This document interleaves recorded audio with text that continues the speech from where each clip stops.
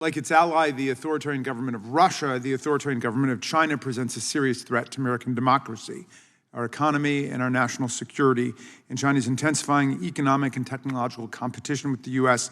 has at times led to pitched battles in courtrooms across America. We've seen cases affecting our national security, intellectual property, and the safety of Chinese dissidents living here in the United States. It'd be great if we had a partner in the White House to help us respond to the threat of these repressive autocratic regimes, but Donald Trump has consistently bragged about his marvelous personal relationships with Vladimir Putin, who he has called a genius for invading Ukraine and has consistently praised, and President Xi, who Trump calls a brilliant guy who controls 1.4 billion people with an iron fist, and whom he has praised for sending Uyghurs to labor camps, saying this was exactly the right thing to do. Trump's been systematically dismantling the programs that protect America against espionage, propaganda, and malign political and electoral interference by Russia and China, while simultaneously dismantling the domestic programs that make us strong. His administration has been deleting the programs designed to combat malign foreign power interference in our elections, including the Foreign Influence Task Force at the FBI, the Global Engagement Center at the Department of State, the Critical Infrastructure Partnership Council at the Department of Homeland Security, while simultaneously cutting billions of dollars in critical foreign aid to poorer countries for development and democracy assistance and for humanitarian programs, which China is now gladly taking up in our place. They are filling the void left by Donald Trump's abandonment of the space of foreign assistance. Trump, meantime, has been systematically destroying Radio Liberty, Radio Free Europe, Radio Free Asia, and other broadcast vehicles that we use to counter Chinese and Russian propaganda and disinformation all over the world. Trump has put Carrie Lake in charge of world communications, an election denier, a January 6th denier, an all-around mindless repeater of garbage conspiracy theories and lies, totally consistent with the Chinese and Russian agendas for the destruction of American democracy. This hearing is important, but it ignores the structural shift in our government in favor of the autocracies and kleptocracies who are Donald Trump's political soul brothers.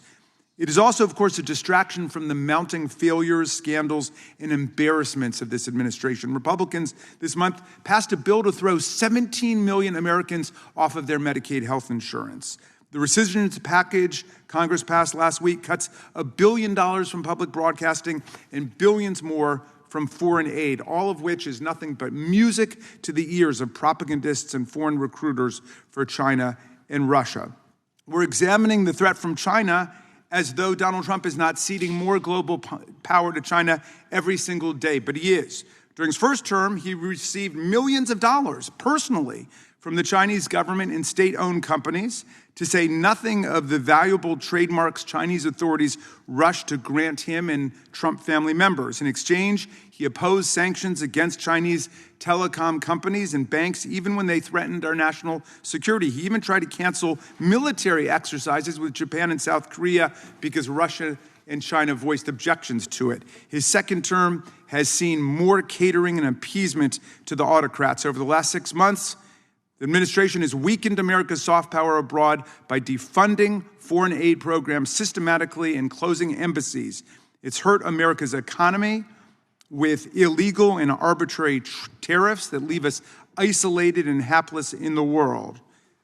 In his second administration, Trump appears to be hell-bent on remaking his administration in the image of Xi's regime, cracking down on media outlets he disapproves of, destroying academic freedom with attempted hostile takeovers of colleges and universities, including America's oldest university, Harvard, attacking attorneys for representing clients or causes he disfavors, purging libraries and censoring books, sending masked agents in unmarked vans to arrest foreign students without arrest warrants for voicing opinions he disagrees with, shipping people to El Salvador's notorious prison of torture, and using AI to surveil individual social media posts and to create a mega database of all Americans' information.